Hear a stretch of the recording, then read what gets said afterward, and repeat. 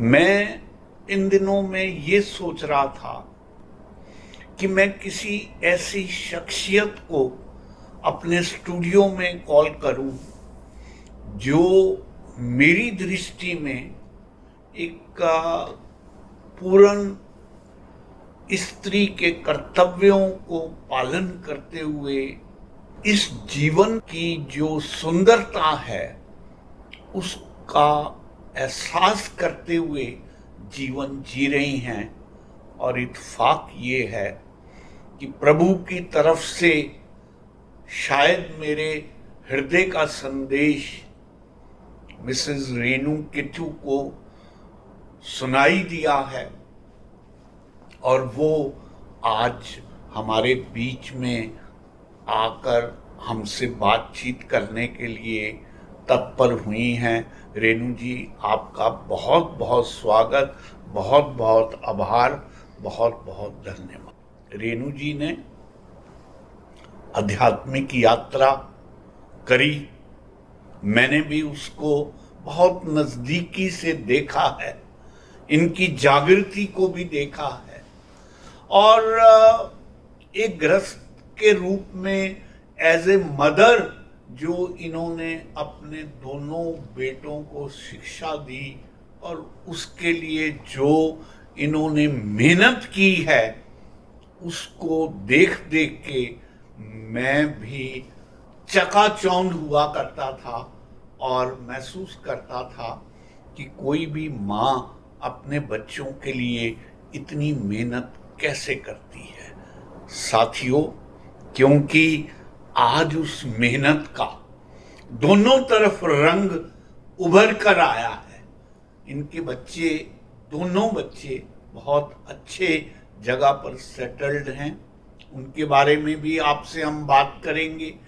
इसके अतिरिक्त जो मेन बात रहेगी वो इस बात पर हम बात करेंगे कि अपनी गृहस्थी को निभाते हुए कोई भी प्राणी, कोई भी स्त्री, कोई भी मदर किस तरह से अपने भीतरी अध्यात्म के कमल को खिला सकती है। मैं ये जानना चाहूँगा कि मुझे याद पड़ता है शायद ये दोनों आपके बेटे उन दिनों में अभी प्राथमिक शिक्षा प्राप्त कर रहे थे जब आप मेरे संपर्क में आई। मुझे अपने श्रोताओं के साथ आपकी उस जर्नी को साझा करना है, तो कृपया, क्योंकि आज आप भी एक प्राउड मदर की तरह उन सब बातों को याद करना चाहेंगी, तो मैं चाहूँगा कि आप हमसे वो पल साझा करें जब आप बच्चों को प्राथमिक शिक्षा में कोच कर रही थी, पढ़ा रही थी, साथ साथ आप ट्यूशन्स भी कर रही थी। तो उसके बारे में आप विस्तार से हमारे श्रोताओं को बताएं। जी 2006 की बात रही होगी ये। यस। तो अनफॉर्चुनेटली जिंदगी में कुछ ऐसा हुआ कि मुझे अकेले सरवाइव करना पड़ा बच्चों के साथ। जी। परीक्षा थी जी। तो शक्ति भी थी परमात्मा की, आपका आशीर्वाद भी था जी, सबका प्रेम भी था मेरे साथ जी। तो दौर तो बहुत कठिन था। यस। और छोटे छोटे कदम बढ़ाते बढ़ाते बड़ी लंबी यात्रा जो है वो मंजिल की तरफ इशारा कर रही थी जी। और बहुत डार्क क्लाउड्स में एक सिल्वर लाइन भी नजर आ रही थी। तो छोटा बेटा मेरा था 5th में, 6th में, बड़ा था 7th 8th में, ऐसे रहा होगा, मुझे एग्जैक्ट याद नहीं है। यस। तो सोचा, कभी मैं कुछ बिजनेस की सोचती थी, कभी कुछ, लेकिन अगर मैं बिजनेस की सोचती हूँ तो मुझे लगता है कि मेरे बच्चे इग्नोर हो जाएंगे। जी। मेरी धरोहर तो मेरे बच्चे हैं। जी। मेरा अपना करियर नहीं था वो। जी। तो आई डिसाइडेड कि बच्चों को ही देखा जाए। राइट। और किस तरह से देखा जाए कि इनकी एजुकेशन भी अफेक्ट ना हो, ब्रिंगिंग अप भी अफेक्ट ना हो और फिनेंस भी जुटा सकूं। जी। तो बेस्ट वे जो मुझे लगा दैट वाज ट्यूशंस। जी। कि औरों का भी फायदा होगा और अपने बच्चे भी पढ़ पाएंगे। यस। और मेरा अपना साइंस मैथ्स अच्छा था, जैसा कि मैंने इंजीनियरिंग कर रखी थी। जी। नॉन मैथ था मेरे पास। तो साइंस मैथ्स पढ़ाते पढ़ाते बच्चों को भी अच्छे साइंस मैथ्स आने लगा। ईमानदार मैं थी अपने काम में जी। और ट्यूशन्स इतने बढ़ने लगे क्योंकि मेहनत का रिजल्ट आने लगा था सोसाइटी में भी। Yes. लोगों को बड़ा ही मतलब अच्छा लग रहा था बच्चे अपने मेरे पास भेजकर। सिर्फ एकेडमिक्स ही नहीं, ओवरऑल ग्रोथ हो रही थी उनकी। राइट। तो ट्यूशन्स इतने बढ़ गए कि आप मानेंगे मेरे बच्चा अगर 9th में है तो वो भी 9th को पढ़ा रहा है। Yes yes, I remember that. हाँ, बड़ा बेटा अगर 12th में तो वो 12th को मैथ्स पढ़ा रहा है। Yes. इतना ट्रिमेंडस हमने काम किया। Yes. एक पहचान बनाई सोसाइटी में। नेशनल स्टडी सर्कल करके मेरा इंस्टीट्यूट हुआ करता था, तो काफी अच्छे रिजल्ट्स आते थे मेरे। तो एक जब मुझे उम्मीद हुई, वो कौन सा दौर था जब मेरे बेटे ने, बड़े बेटे ने IIT JEE का, हमारे देश में 3 एग्जाम मेन हैं जो जेन्युइन भी हैं और इंटेलिजेंट बच्चे जिसको क्रैक करते Yes, हैं। yes. उनमें से एक है IIT JEE का। जब वो अच्छी रैंक लेके आया तो मुझे तसल्ली हुई कि अब निकल जाएगा। Right. अब एक ट्रैक मिल गया है हमें, अब बच्चे कहीं नहीं जाएंगे। यस बड़े ने जब ये कर दिया यस, तो छोटे को भी लगा कि अब तो कुछ करना पड़ेगा। राइट। तो छोटे का भी दोनों डिस्ट्रिक्ट टॉपर हैं 12th में अपने अपने फील्ड में। छोटे के पास कॉमर्स विद मैथ्स था और बड़े के पास नॉन मैथ था। छोटे ने भी डिस्ट्रिक्ट टॉप किया, तो और ज्यादा मतलब ग्रेटिट्यूड पे किया मैंने गॉड को कि अब मेहनत जो है रंग लाने लगी है। सिर्फ मेरे अपने दोनों बच्चे ही नहीं, मेरे बहुत सारे स्टूडेंट्स बहुत अच्छे अच्छे डेजिग्नेशन पे काम कर रहे हैं। उन्होंने भी IIT JEE से क्रैक किया उन्होंने भी, और IIT दिल्ली से पढ़ाई भी की उन्होंने, और आज तक टच में है वो मेरे वो स्टूडेंट्स। यस। तो छोटे ने भी फिर श्री राम कॉलेज से ग्रेजुएशन किया, और उसके बाद 21 साल में तो वो CA बन गया। यस। फर्स्ट अटेम्प्ट में उसने CA क्लियर किया। स्टेजेस पे बड़ा मतलब प्राउड फील कराया कंसर्न फैकल्टीज ने मुझे कि यस आपके बच्चे बड़े अच्छे हैं, जेम हैं। इवन उनकी टीचर एक बार पकड़ के, मुझे एक शी टीचर थी, मुझे आज भी याद है, मुझे एकदम अचानक से किसी लेडी ने अपने बाजुओं में ले लिया। मैंने कहा ये कौन है? कहती मैं आपके अर्पित की मैम हूँ, और मुझे एकदम से प्यार किया मैम ने कि मैम क्या जेम्स पैदा किए। मैंने फिर ग्रेटिट्यूड टीचर को ही दिया। उनके नहीं, it's because of you, I am nothing to do. Her mother वही करती है जो मैं कर रही हूँ। कहती नहीं, तो मतलब ऑलमाइटी की भी ग्रेस थी, सिर्फ हमारे एफर्ट्स नहीं थे। तो अगर मैं ट्रूली पाथ पे चल रही थी तो रिजल्ट भी मुझे दिखाई दिए उसके। और आज फिर मैं सभी श्रोताओं के सामने कहती हूँ कि कोई सत्ता है जो हमें चला रही है, बस हमें क्या करना होता है, ट्रूली एफर्ट पुट करने होते हैं, डगमगाना नहीं होता। हमें ट्रूली एफर्ट पुट करने हैं, result will be in front of us, और हमें रिजल्ट की परवाह किए बिना ही एफर्ट डालने होते हैं। yes. तो this is all about my that journey.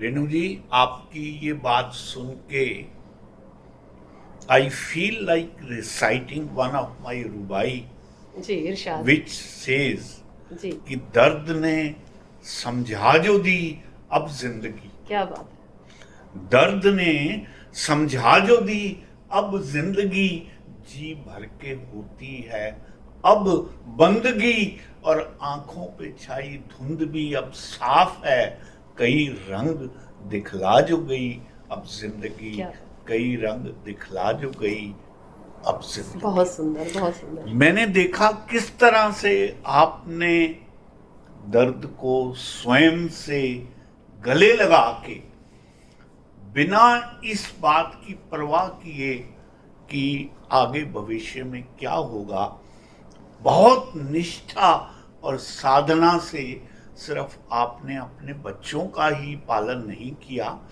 बल्कि मुझे उन दिनों की वो बहुत सी कहानियां याद हैं जो आप बताया करती थी कि जो बच्चे ट्यूशन्स के लिए आते हैं, उनके माँ बाप किस तरह से आपके प्रति एक निष्ठा से श्रद्धा रख के आपके प्रति वो नतमस्तक हुआ करते थे, और रिजल्टेंटली आपने अपने बच्चों का पालन किया और उनको आगे बढ़ाया। रेणु जी, मैं जानना चाहूँगा, हमारे श्रोताओं को आप बताएं कि आपके बच्चों की अचीवमेंट क्या रही, सो दैट हमारे श्रोता ये समझ सकें कि जो लोग जीवन में सभी पहलुओं में सफल होते हैं, वो कोई सींग लेके पैदा नहीं होते। वो आपकी तरह हमारी तरह साधारण लोग होते हैं, लेकिन उनके पीछे जो साधना, उनके पीछे जो एक निष्ठा से की गई मेहनत है, वो किस तरह से रंग लाती है। मैं चाहूँगा कि आप अपने बच्चों का, दोनों बच्चों के कैरियर के बारे में बताएं और ये बताएं कि अब दोनों बच्चे कहाँ सेटल्ड। जी 12th तक तो सभी बच्चे मेहनत कर ही रहे होते हैं। Yes. मेन क्लास आती है आपकी 12th, यस, और 12th उसकी अच्छी होती है जिसकी 10th अच्छी होती है। बेसिक्स तो वहीं से शुरू होते हैं। राइट। तो कभी भी हमें बच्चों को स्पून फीडिंग नहीं करनी चाहिए। ये तो चलो मेरा वक्त ऐसा था, अगर मेरे पास सब होता तो भी मैं उस टाइप की स्त्री हूँ जिसमें मैं ये चाहूंगी कि बीज खुद अंधेरे में दबे, धूप ले, हवा ले, जर्मिनेट हो और फिर बहुत सुंदर पौधा बन के सामने आए, फिर समाज को फल और फूल और छाया दे। ब्यूटीफुल। अगर बीज धरती में नहीं जाएगा, अपना हार्ड कोट नहीं तोड़ेगा, तो वो जर्मिनेट नहीं हो पाएगा। अगर मैं कहूँ कि मेरा बीज अपनी हार्ड कोट क्यों छोड़े, मैं अलमारी में सजा के रख दूंगी, वो सड़ जाएगा, वो पौधा नहीं बनेगा। तो वो तो हमें वक्त ने ही करा दिया। और मैं तो आज बल्कि कहूंगी कि आई वॉज ब्लेस्ड कि मेरे पास ऐसा वक्त आया कि हम सब निखर कर आए। तो हुआ ये था कि कोचिंग जैसे मुझको अपनाना पड़ा टू गेट द फाइनेंस। तो मेरे बच्चे मेरे साथ बैठ के पढ़ाते थे। जिस क्लास में वो होते थे उसी क्लास को वो टीच करते थे। एक इंटरव्यू मेरे पास आज भी रखा है। एक बच्चा निखिल करके आया, वो भी सीए बन गया अर्पित के साथ, उसी बैच का था। तो अर्पित, उसे छोटा बेटा मेरा जो है अर्पित है, वो सीए परस्यू किया था उसने उस टाइम पे। तो वो 12th में था, तो निखिल को 12th का मैथ्स कराता था। निखिल के आए थे 98, I still remember, out of 100, और मेरे बेटे के आए थे 96। उसका हमने इंटरव्यू लिया अपने कोचिंग सेंटर में। तो मैंने खुद सवाल पूछा कि who is better, Renu Chawla और अर्पित चावला। ही सेड अर्पित कि अर्पित इज ए गुड टीचर। फिर मैंने पूछा क्यों, कहता हम उम्र है तो मुझे पूछने में हेजिटेशन नहीं होता था। और वो खुद जानता है कि इस बच्चे को यहाँ पर प्रॉब्लम आएगी क्योंकि वो भी सेम क्लास में है। और हम जब एक्सपीरियंस हो जाते हैं, हो सकता है हमसे कुछ चीजें स्किप हो जाती हूँ। तो मुझे तो अच्छा लगा, बुरा नहीं लगा कि उसने अर्पित का नाम लिया, कि अर्पित इज गुड टीचर। हाँ जी। तो कभी भी हमें स्पून फीडिंग नहीं करनी चाहिए। जैसा है बच्चे को उसके हिसाब से बड़ा करना चाहिए, जिस फील्ड में उसकी मास्टरी। और मैंने थोपा नहीं कभी कि तुम ये सब्जेक्ट लोगे। अंकित ने नॉन मेड लिया था, तो उसकी फिजिक्स, केमिस्ट्री, मैथ्स अच्छे थे, सेल्फ मेड है। मुझे आज भी याद है उसने बोर्ड की केमिस्ट्री की बुक में एक मिस्टेक निकाल दी थी और मैम वाज सरप्राइज्ड कि अंकित मुझे इतने साल हो गए पढ़ाते हुए, मैं ही नहीं समझ पाई, मैं ऐसी की ऐसी ही पढ़ाई जा रही हूँ। उसने लॉजिकली बताया, मैम ये चीज ऐसे होनी चाहिए। तो इतना मतलब डीप उसको पढ़ता था, वो चीजों को समझता था कि मतलब मैं खुद ही हैरान होती थी कि मेरे अपने बच्चे इतने लायक हैं। क्योंकि मैंने एलकेजी से ही, राइट फ्रॉम एलकेजी, मैंने कभी नोटबुक्स का सहारा नहीं लिया।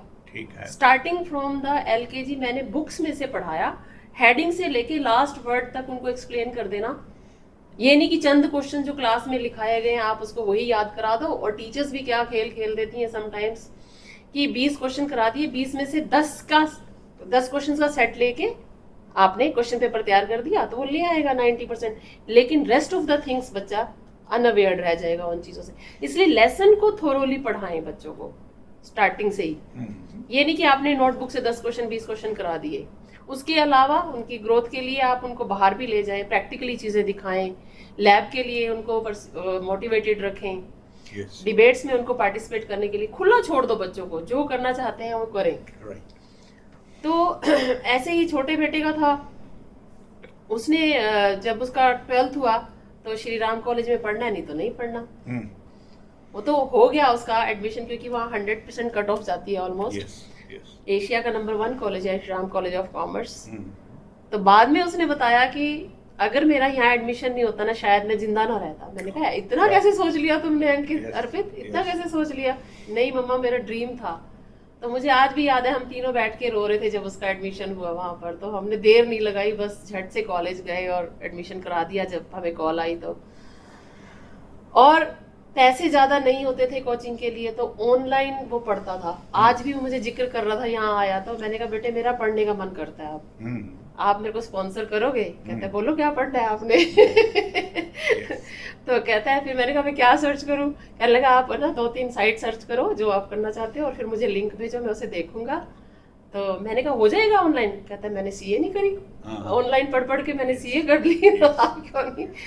तो एक दोस्तों की तरह व्यवहार बहुत जरूरी है बच्चों के साथ। Exactly. आप उनकी हर तरह की टीनेज की प्रॉब्लम्स सारी सुनिए, उनको दोस्त बनाकर समझाइए। Yes. सिर्फ पढ़ाई ही नहीं होती करियर में, अगर बच्चों के पास एक्सपोजर नहीं होगा। मैंने वो स्टूडेंट्स देखे अपने जिनका स्कोर अंकित अर्पित से ज्यादा था लेकिन वो फील्ड में कामयाब नहीं हुए।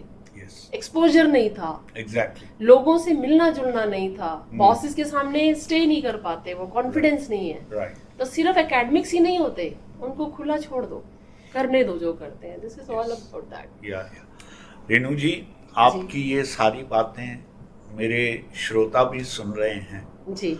और मैं क्योंकि कहीं से इन सब बातों का साक्षी भी रहा हूं, जी बिल्कुल। तो मैं एक रुबाई फिर कहना चाहता हूं और बताइए मुझे कि क्या ये आपके हालात पर फिट बैठती है या इसमें कहीं कुछ एग्जैजरेशन या कुछ कमी रह गई है। तो मैं कहा करता हूं कि तेरी एक चोट से सारी राहें खुल गई मेरी, तेरी एक चोट से सारी राहें खुल गई मेरी, गमों की बौछार क्या हुई, रूह तक धुल गई।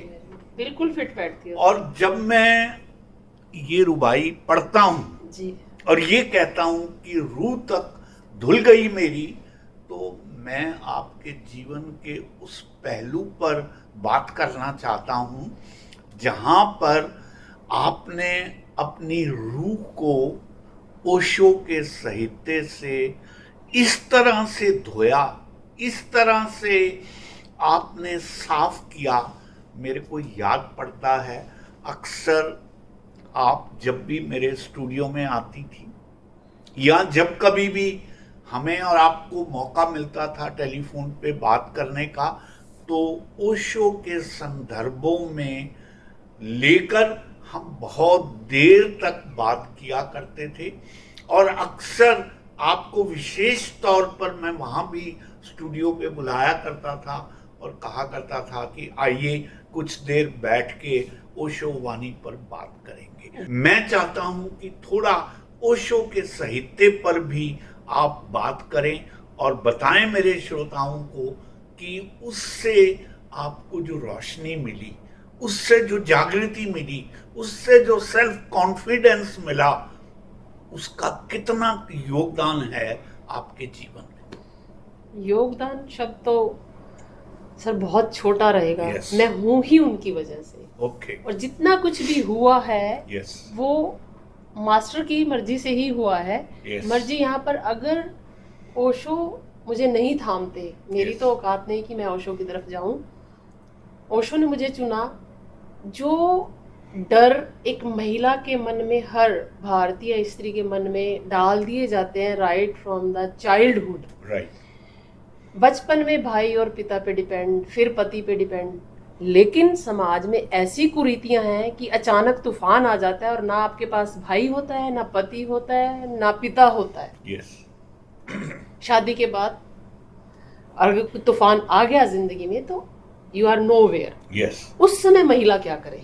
राइट। जब हर आदमी हट जाता है, हर रिश्ता हट जाता है ना, तो वो उतरता है फिर। राइट। जब आप सिर्फ अपने पर आते हैं तब जो आपको सामने नजर आता है वो आपका गुरु है, वो आपका मास्टर है, वो आपका वो साहित्य है जो सैकड़ों पुस्तकों में उन्होंने कहने में कसर नहीं छोड़ी। शायद हम और आप उसको अपने अंदर पीने की क्षमता नहीं रखते। बिल्कुल ठीक कहा सर।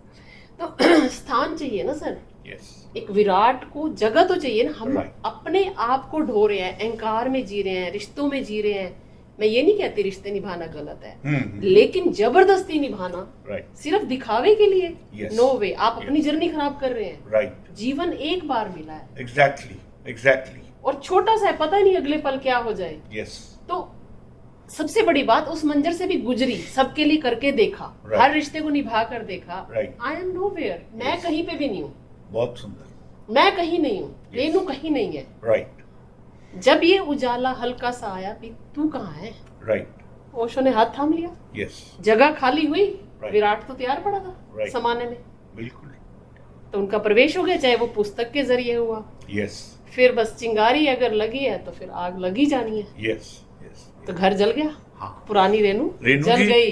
बिल्कुल ठीक है। मुझे याद पड़ता है कि आप उन दिनों में भी अलग अलग पहाड़ों के स्थानों पर जाती रही, साधना में समय व्यतीत करती रही, और जब आपको लग गया कि बच्चों के प्रति जो आपकी कर्तव्य निष्ठा थी वो पूरी हो रही है, तो साथ साथ आपकी उधर भी यात्रा बहुत ही सक्रिय ढंग से शुरू हुई। क्या आप कुछ ऐसे लोगों का हमारे श्रोताओं के सामने जिक्र करना चाहेंगे जिन्होंने आपकी इस ओशो की यात्रा के लिए आपकी मदद करी हो, आपके गुरु भाई के रूप में, आपके गुरुजन के रूप में, या सखा के रूप में, जिसने आपको सहयोग दिया हो कि you please go ahead and it is a very clear cut path for you? जी, सबसे पहले तो खुद से शुरू हुई जर्नी। Yes. ठीक है, मेरी रजा तो जरूरी है उसमें। राइट एक गीता माँ है शाहबाद से, यस तो वो आपको याद होगा, शशांक सखा आपके Yes. रेडियो स्टेशन पे शो करने Exactly. आए थे, तो Exactly. वो उनकी कम्यून में आई हुई थी। यस तो वो कहती है, यार तू सारा तो ओशोनुमा जीवन है तेरा, तू अब प्रैक्टिकल पे जा, पढ़ तो लिया तूने, राइट तो ध्यान मार्ग पे उतरो अब आप। हाँ। तो मुझे पता ही नहीं था आश्रम किधर है, कैसे जाना होता है। हम्म, तो कुछ मिथ्स भी हैं ओशो जगत में, हाँ हाँ कि ये होता है वो होता है, आप भी Yes. जानते हैं, सारी Yes. दुनिया जो मानती है। लेकिन Right. जब मैं वहां गई, मैंने एक चीज सोची बहुत गहरे में, कि रेणु तेरे को तेरी मर्जी के अलावा कोई उंगली भी नहीं लगा सकता। ठीक और ओशो जगत की जो भ्रांतियां हैं, उस घटना के तो बहुत दूर की बात है, राइट वो समाज में भी हो रहा है सब। राइट राइट बिल्कुल ठीक है, बिल्कुल ठीक। आश्रम क्यों बदनाम करते Yes, हो? yes. तुम्हारे सारे होटल भरे पड़े हैं, तुम्हारे Right. सारे समाज भरा पड़ा है। बहुत सुंदर। जब मैं पहली बार आश्रम गई ना सर, मैंने वहां ध्यान किया और देखा इतने प्यारे लोग, खिले खिले लोग, यस और वैसा कुछ भी नहीं है जो मिथ्स फैला रखे हैं। या आप यकीन मानिए, दीवारों में सिर मार मार के रोई होंगी मैं, कि मास्टर मैं तो लेट हो गई, मैं बहुत देर कर दी मैंने तो भ्रांतियों में। बहुत सुंदर। और जो पहला डायनेमिक है, एक विशेष विधि जो ओशो ने खुद इजाद की थी, राइट दैट इज ट्रिमेंडस। मैं कहती हूँ हर व्यक्ति को करनी चाहिए, हर व्यक्ति को वो विधि जरूर करनी चाहिए। वो तो बहुत ही सुंदर फूल था मेरे जीवन का, आध्यात्मिक यात्रा का। राइट वो बहुत सुंदरता से मैंने किया भी सही, माँ ज्योति के सानिध्य में। तो उसके बाद तो फिर प्यास, कहते हैं ना, एक बार नशा, पहला प्याला कोई और पिलाता है, फिर Yeah. आप खुद खरीद के पप पीते हो। तो Right. वही मेरे साथ भी हुआ। Yes. फिर एक आश्रम, दूसरा, जहाँ पे भी बेस्ट एनर्जी मिलती है, गंगा का किनारा मिलता है, पहुंचे। Yes. अब ये आलम है कि सारी चीजें समझ आ गई हैं, तो घर पे बैठ के भी अच्छे से हो जाता है। Yes yes. और रेणु जी, जी जब हम ओशो के साहित्य की बात करते हैं, जी वो अक्सर सोचते हैं एक पुस्तक के बारे में जो बहुत चर्चित हुई, क्योंकि उस पुस्तक को आपने अच्छे से पढ़ा है, सिर्फ पढ़ा ही नहीं, आपने कई और साधकों को पढ़ाया भी है। वो है संभोग से समाधि की ओर। मैं चाहूंगा थोड़ा आप अपने दृष्टिकोण से उस पुस्तक के बारे में कुछ विचार प्रकट करें। बॉम्बे में मास्टर का लेक्चर था जी मुझे सन तो याद नहीं है, मैं तो उस समय, मुझे एक बहुत सीनियर सन्यासी ने शेयर की ये बात, वो वहां पे थे। जी तो ओशो ने ये कहा था कि प्रेम पे मैं बात करूंगा। जब गैदरिंग आ गई, बड़े डिसिप्लिन थे टाइम पे, उन्होंने शुरू कर दिया लेक्चर, शुरू किया संभोग से। 2/3 ऑफ द पीपल 2/3 लोग उठ के जाने लगे राइट कि आपने तो बोला था प्रेम पे चर्चा करेंगे, राइट ये तो हमसे सुना भी नहीं जाएगा। यस ओशो ने बोला प्रेम पे चर्चा मैं तभी कर सकता हूं जब मैं तुम्हें संभोग का क्लियर कर दूंगा। यस यस बिल्कुल ठीक। और मुझे वही लोग चाहिए जो इसको पी सकते हैं चीज को। राइट राइट और ओशो ने तय कर रखा था, वो सारे लेक्चर जो रिकॉर्ड हुए वो उसी किताब में है जिसका टाइटल है संभोग से समाधि। वो बॉम्बे के लेक्चर्स का हाँ ठीक है संग्रह है। या मजेदार बात यह है कि ओशो ने पहले उस पुस्तक का टाइटल सोच रखा था काम से राम तक। अच्छा जब उन्होंने जनता का हाल देखा कि ये शब्द से ही विचलित हो जाते हैं तो हमारी कंडीशनिंग तोड़ने के लिए मास्टर ने ये खेल खेल दिया कि अब तो मैं इसका नाम संभोग से समाधि रखूंगा। शब्द का भी बदल दिया। काम से राम तो हम सदियों से शास्त्रों से भी सुनते आ रहे हैं, राइट साधारण था हम सबके लिए, पचा भी जाते हैं हम, बिल्कुल ठीक। लेकिन संभोग से समाधि टाइटल से ही लोग परेशान हो गए और मास्टर खुद चाहते थे कि मेरे पास वही लोग आए जो इन चीजों को पचा सकते हैं। हर व्यक्ति यहाँ ना आए, सबके लिए मैं हूं भी नहीं, ठीक है। मैं कुछ चुनिंदा लोगों के लिए हूँ जो ना पक्ष में रहे ना उसमें विपक्ष में रहे, निष्पक्ष रहे। देखिए रेणु जी, बहुत ऐसा इत्फाक रहा।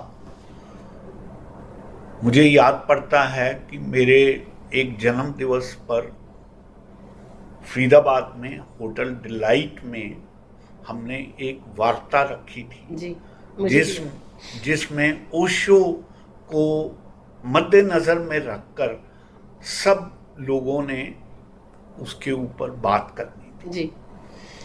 मुझे याद है उनके 5 सन्यासी जिन्होंने माला ओढ़ी हुई थी, उन्होंने आके ओशो के बारे में बात की। उसमें ये विशेष बात कही गई थी कि इस पुस्तक का भी जिक्र जरूर करें, बताएं लोगों। मुझे याद पड़ता है कि जब मुझे इस बात पर बात बोलने के लिए कहा गया तो मैं अक्सर ये उदाहरण जो उनकी शायद पुस्तक में भी मिलता है कि अगर किसी व्यक्ति ने मुझे ये बताना हो कि मिठास का टेस्ट क्या है, तो वो ज्यादा से ज्यादा उदाहरण मुझे उस चीज का देना चाहेगा जो मेरे जीवन में सबसे मीठा रहा है। दूसरे अर्थों में वो अगर रसगुल्ला का जिक्र कर रहा है तो वो ये सोच के कर रहा है कि भाई तुम्हें रसगुल्ले से ज्यादा मीठे किसी का पता नहीं है।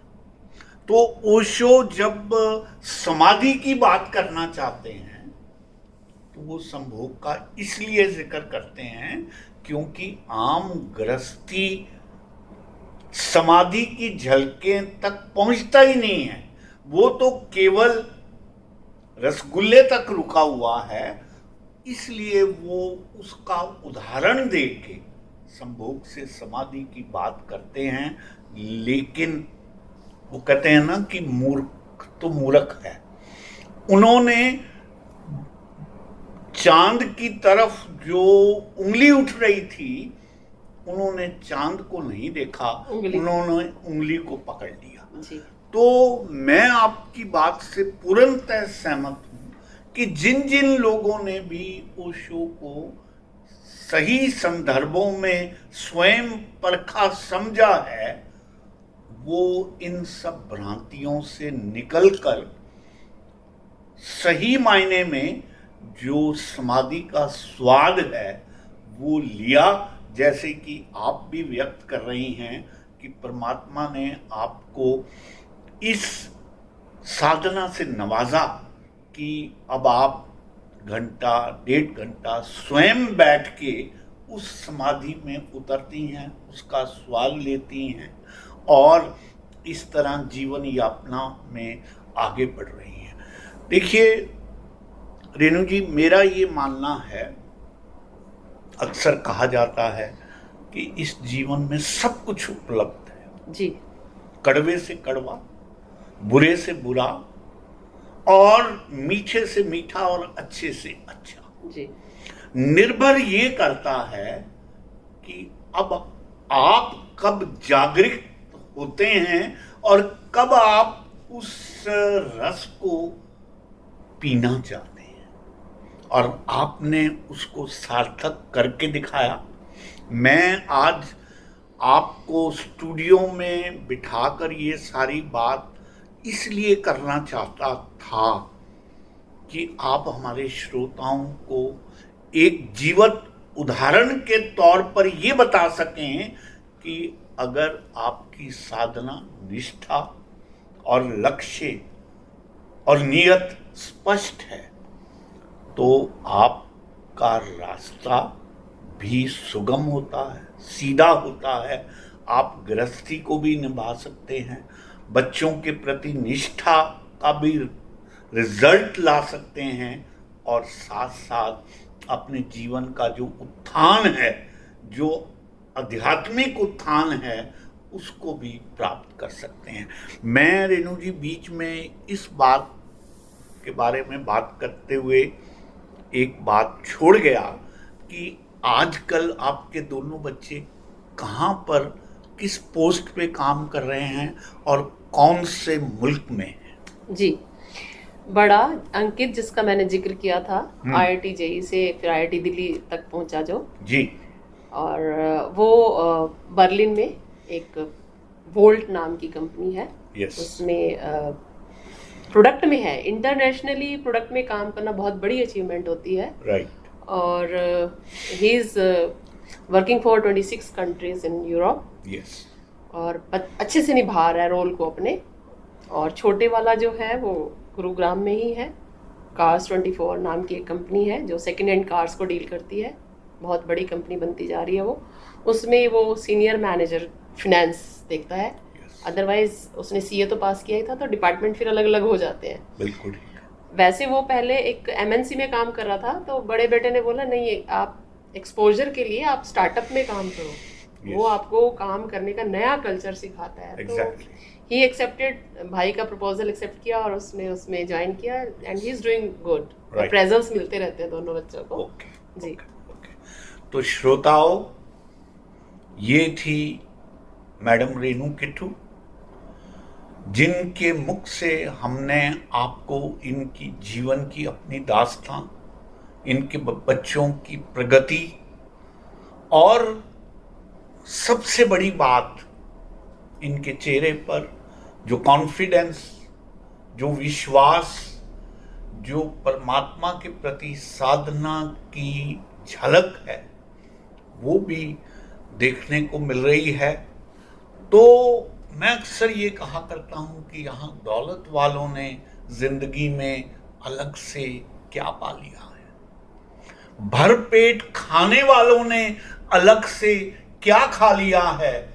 जिंदगी के स्वाद यहाँ भूख में व्यवस्था हैं। जिसने खुद को गवा दिया उसने ही पा लिया है, जिसने खुद को गवा दिया उसने ही पा दिया है। तो श्रोताओं, ये दास्तां थी जो हम रेणु किट्टू जी की तहे दिल से आभार व्यक्त करते हैं कि आप हमारे स्टूडियो में आए और आपने खुलकर अपने सारे विचार हमारे श्रोताओं से व्यक्त किए।